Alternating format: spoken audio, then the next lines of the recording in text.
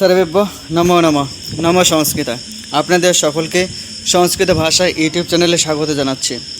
আজকে আমাদের পাঠ্যের বিষয় হলো ওয়েস্ট বেঙ্গল বোর্ডের সপ্তম শ্রেণীর ষষ্ঠ পাঠ কানিচিতা অব্যয় পদানি উদ্দেশ্য বিধেয় প্রয়োগচ্ছ, অর্থাৎ কতগুলি অব্যয় পদসমূহ এবং উদ্দেশ্য এবং বিধেয় পদের প্রয়োগ কীভাবে হয় সেগুলি আমরা দেখে নেব। প্রথমে কয়েকটি অব্যয় পদের উদাহরণ আমরা দেখে নিচ্ছি। গ্রামম নিকোষা নদী তিষ্ঠতি। গ্রামম নিকোষা নদী তিষ্ঠতি এর মানে হলো গ্রামের তীরে নদী রয়েছে। রমণীয়ম প্রাতঃ।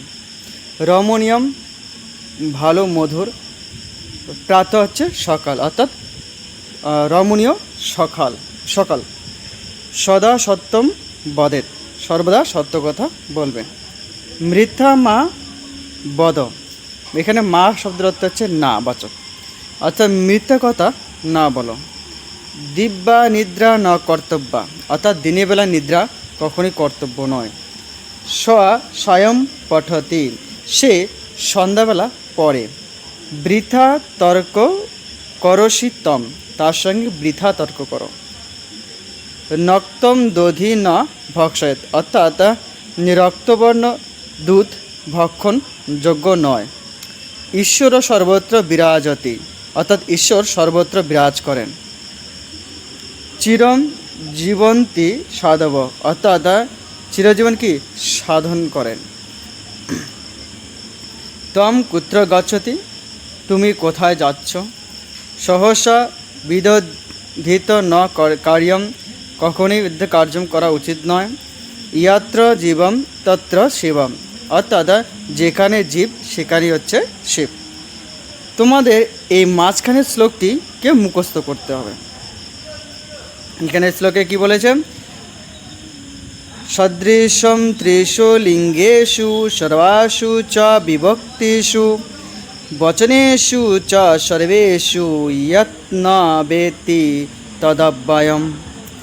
এখানে তৎ অব্যয়ম সন্ধি করেছেন এই জায়গাটা, আর হচ্ছে যত্ন এই জায়গায়ও সন্ধি হয়েছে। তোমাদের যে পদটি মনে রাখতে হবে তা হলো অব্যয়পদ কাকে বলে। তিন লিঙ্গ, সব বিভক্তি এবং সব বচনে যার ব্যয় বা পরিবর্তন হয় না তাই হচ্ছে অব্যয়। এখানে অব্যয় পদটি এই কথার মধ্যেই রয়েছে। যেমন অব্যয় অর্থাৎ যার ব্যয় নেই, সেটাই কি অব্যয়। অব্যয়পদ কাকে বলে? ভাষার এমন কতগুলো শব্দ রয়েছে বা আছে যাদের বিভিন্ন লিঙ্গ, বচন এবং বিভক্তি রূপে কোনো পরিবর্তন হয় না, সেই সব শব্দগুলিকে অব্যয়পদ বলে। উপরে রেখাঙ্কিত শব্দগুলির অব্যয়। আরও কয়েকটি অব্যয়পদ রয়েছে, যেমন অকস্মাৎ, অথ, অধুনা, ইতি, ইব, উচ্চৈ, কদা, অতীব, চ ইত্যাদি, এগুলি হচ্ছে অব্যয়পদ। আর উপরে কোনগুলো অব্যয়পদ? উপরে তোমাদের দেখে নাও, এখানে যে উপরে যে হাইলাইট করে দেওয়া আছে শব্দগুলো, এগুলো হচ্ছে অব্যয়পদ। কোনগুলো? নিকোষা, প্রাত, সদা সত্যম, মিথ্যা মা, দিবা, ন, স্বয়ং, বৃথা, নক্তম, ন, সর্বত্র, চিরম, কুত্র, সহসা, ন, ইয়াত্র, তত্র, এগুলো হচ্ছে অব্যয়।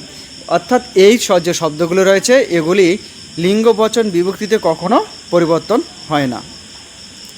এরপরে আমরা দেখে নেব উদ্দেশ্য এবং বিধেয় প্রয়োগ। কোথায় কোথায় উদ্দেশ্য এবং কোথায় কোথায় বিধেয় প্রয়োগ হচ্ছে সেগুলোর সম্পর্কে আমরা জেনে নিচ্ছি। অহিংসা পরম ধর্ম, এর মানে হচ্ছে অহিংসা হলো পরম ধর্ম।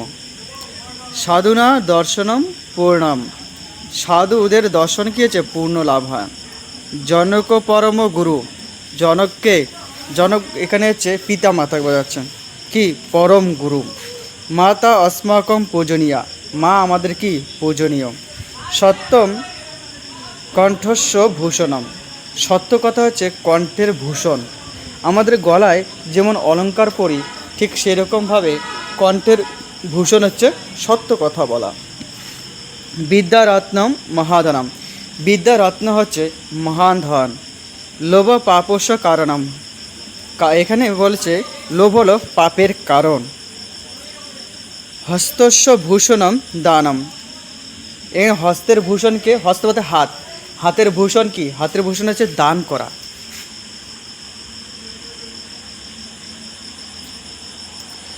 বালানাম রোদনম বলম, অর্থাৎ বালকরা কী হচ্ছে? রোদন করছে। ধর্ম রক্ষতি ধর্মিকম, অর্থাৎ ধার্মিকের দ্বারাই ধর্ম রক্ষিত হয় বা রক্ষা হয়। ছাত্রানাম অধ্যয়নম তপ, ছাত্রদের তপস্যা হলো অধ্যয়ন করা। অহংকার পতনস্য কারণম, অহংকার হলো পতনের কারণ। এবার আমাদের যে বিষয়গুলি মনে রাখতে হবে সেগুলি হলো,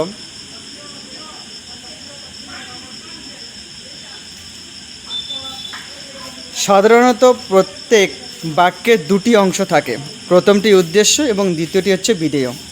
বাক্যের যার উদ্দেশ্যে কিছু বলা হয় তাকে উদ্দেশ্য পদ বলে, আর অপরদিকে উদ্দেশ্য সম্পর্কে যা কিছু বলা হয় তাকে বিধেয় পদ বলে। অর্থাৎ আমরা একটা কোনো বাক্য বললাম এবং সেই বাক্যটি যাকে উদ্দেশ্য করে বললাম তা হচ্ছে উদ্দেশ্য, এবং উদ্দেশ্য করে যা কিছু বললাম সেটা হচ্ছে বিধেয়।